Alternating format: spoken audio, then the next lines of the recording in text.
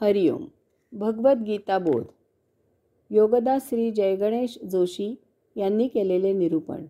अध्याय 8. अक्षर ब्रह्मयोग. ओम श्री परमात्मने नमः. अथ अष्टमोऽध्यायः. जय योगेश्वर. परम आत्म्याला नमस्कार. अध्याय 8. श्लोक क्रमांक 9.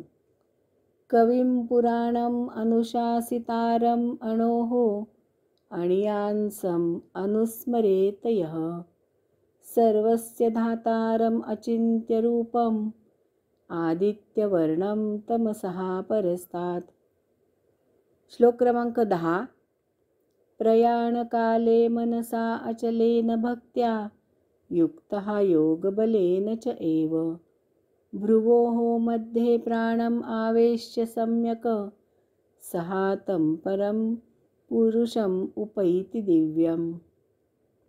जो सर्वज्ञ, आदी, विश्वाचा नियंता, सूक्ष्मातिसूक्ष्म, सर्व धारण करणारा, कल्पनेच्या पलीकडे असलेला, दिव्य तेजस्वी, ज्ञान अज्ञानाच्या अतीत असलेला, अशाचे स्मरण करतो, तो भक्तियुक्त स्थिर चित्ताने आणि योग सामर्थ्याने मृत्यूचे वेळी अंतःकाळी आज्ञाचक्रावर प्राणांना सुव्यवस्थित स्थिर करून त्या परमदिव्य पुरुषालाच प्राप्त होतो. श्लोक क्रमांक 9 मध्ये भगवंत श्रींनी त्या परमपुरुषाचे म्हणजे स्वतःचेच विशेष सांगितलेले आहेत.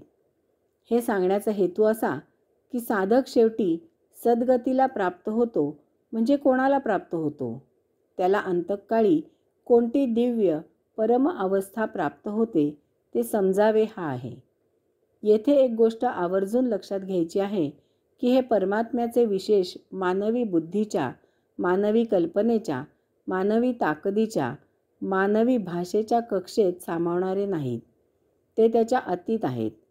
परमात्म्याचे वर्णन करायला मानवी बुद्धी, कल्पना, ताकद, भाषा ही तोकडी आहे. परंतु साधकांना त्या परमदिव्य पुरुषाची किंचित मात्र, अगदी पुसटशी का होईना, पण समज यावी, केवळ म्हणूनच हे सांगण्याचा प्रयत्न करायचा. वास्तवात याचे वर्णन करणे हे केवळ अशक्य आहे. कवीम.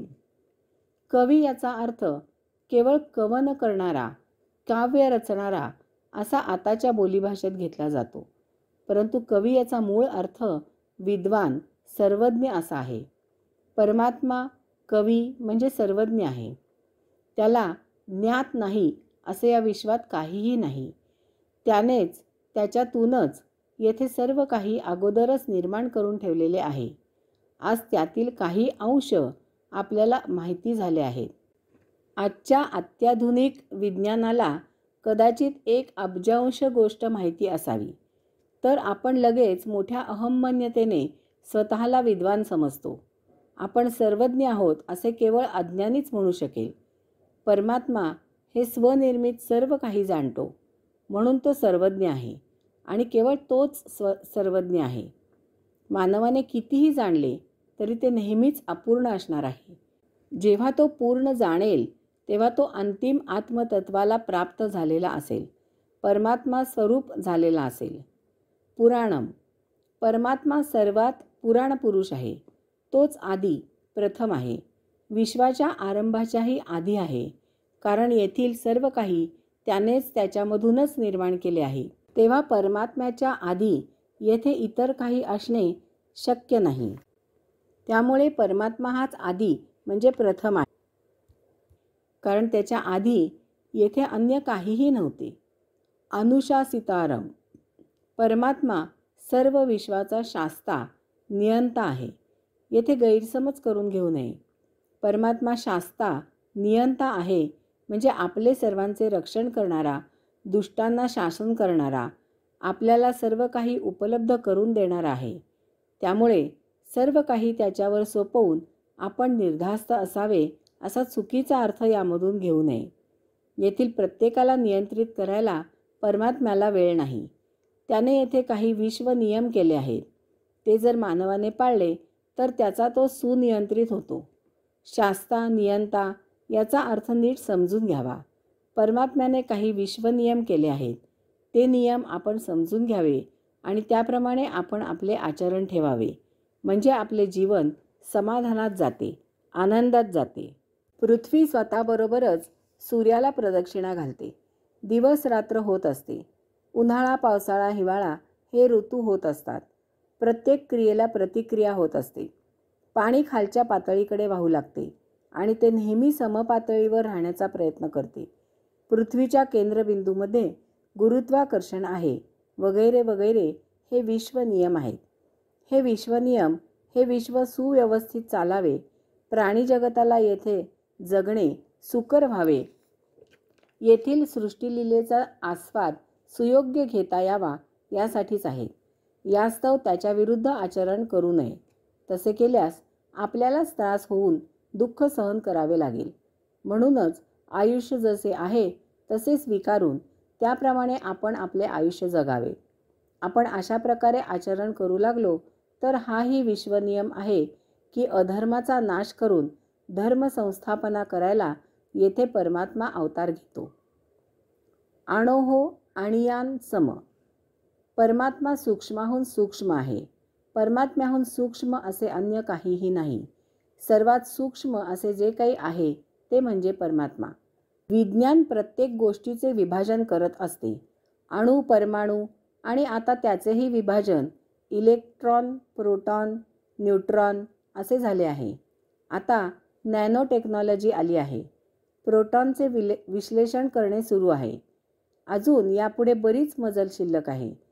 यामुळे विज्ञानाला परम आत्म्यापर्यंत पोहोचायला बराच कालावधी द्यावा लागेल. कदाचित त्यांना परम आत्मा कधीही उपलब्ध होणार नाही. अध्यात्म मोडतोड करत नाही. ते आत्मा परमात्मा याची जोड करते. त्यामुळे योग्य साध्य होऊन ते आत्म्यापर्यंत पोहोचते. परमात्मा सूक्ष्माहून सूक्ष्म असल्यामुळे तो आपल्या मानवी देहाला अरूप, निराकार, अदृश्य आहे. सर्वस्य धातारम. परमात्मा सर्व काही धारण करणारा आहे. पृथ्वीच्या मध्यबिंदूत गुरुत्वाकर्षण आहे. त्यामुळे पृथ्वीने तिच्यावरील सर्व वस्तू स्वतःत आकर्षित करून धारण करून ठेवल्या आहेत. तसे नसते तर पृथ्वीवर एकही वस्तू टिकली नसती. पृथ्वी उजाड झाली असती.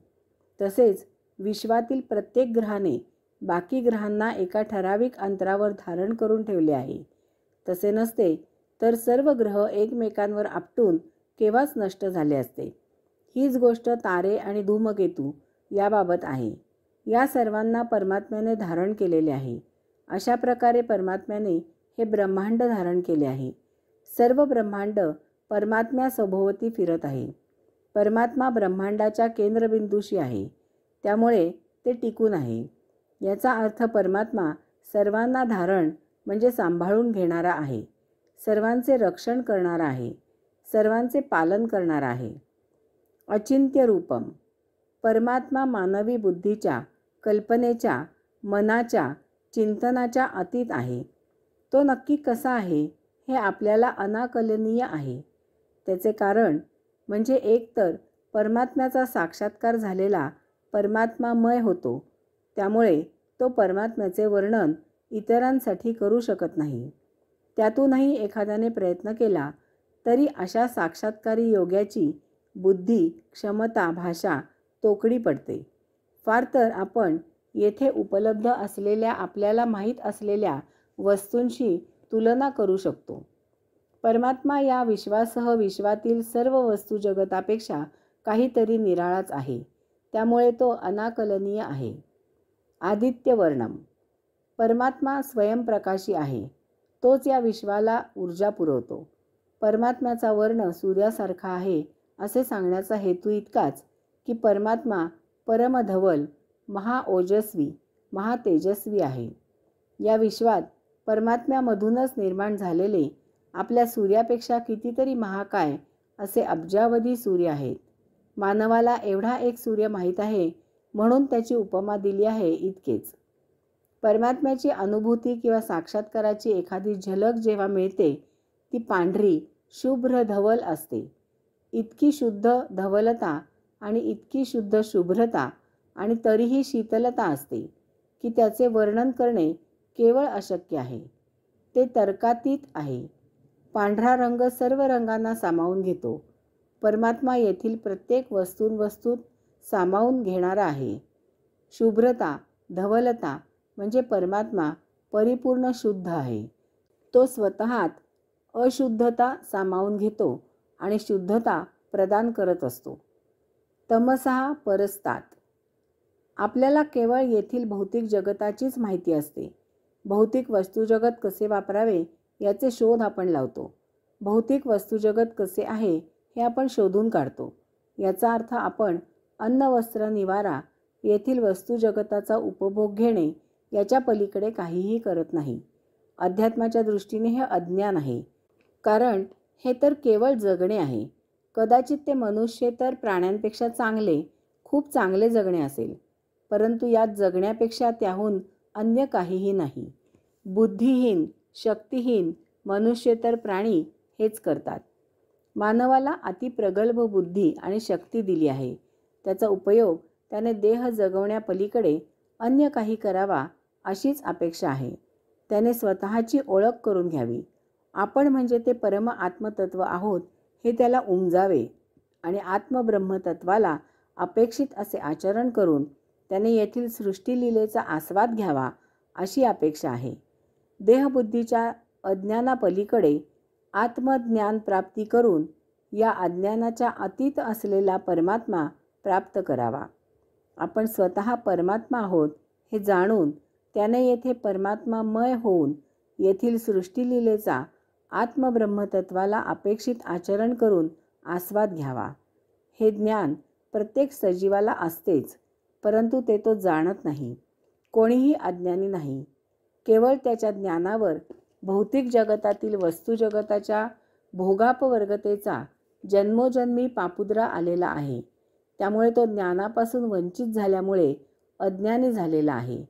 हे अज्ञानाचे झाकण दूर होणे गरजेचे आहे.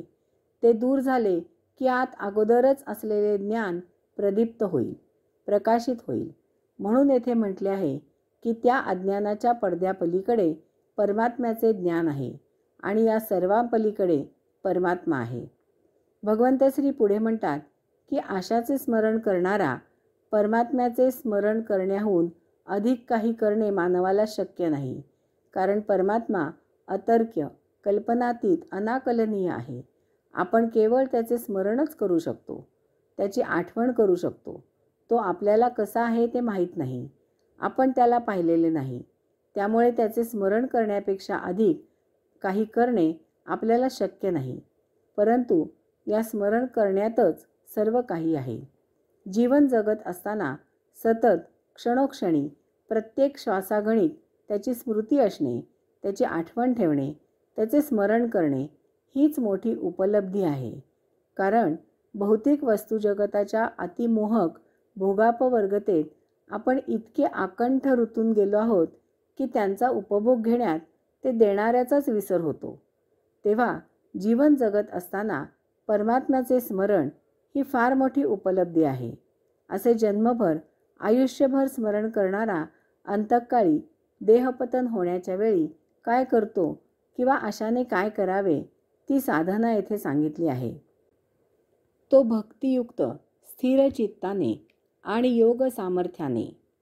आपण सतत एकसारखे एखादी गोष्ट ध्यास लावून करू लागलो की त्या गोष्टीचा आपल्यावर प्रभाव पडतो.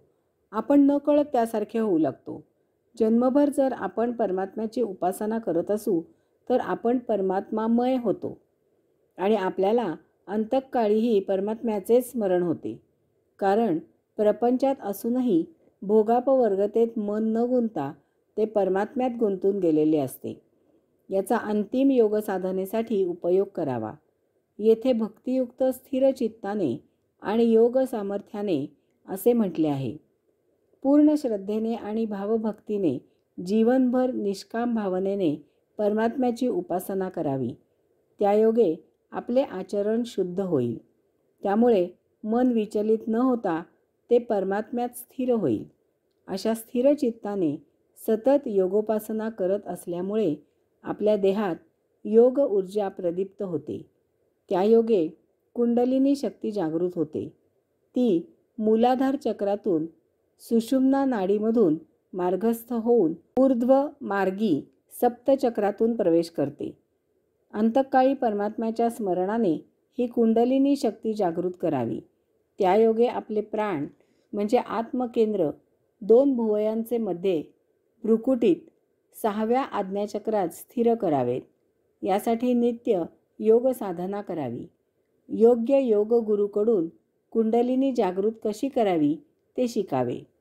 भगवंत श्री म्हणतात की असा मनुष्य मृत्यूचे वेळी अंतकाळी आज्ञाचक्रावर प्राणांना सुव्यवस्थित स्थिर करून त्या परमदिव्य पुरुषालाच प्राप्त होतो.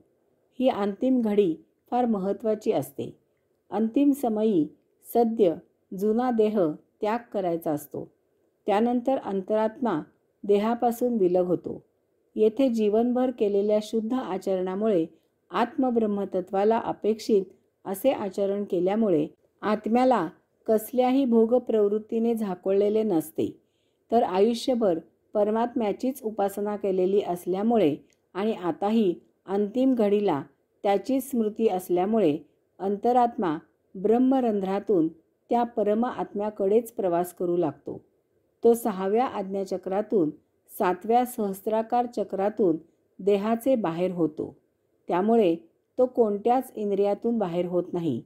टाळूतून देहत्याग होतो आणि तो त्या परमदिव्य पुरुषालाच प्राप्त होतो. हरिओम.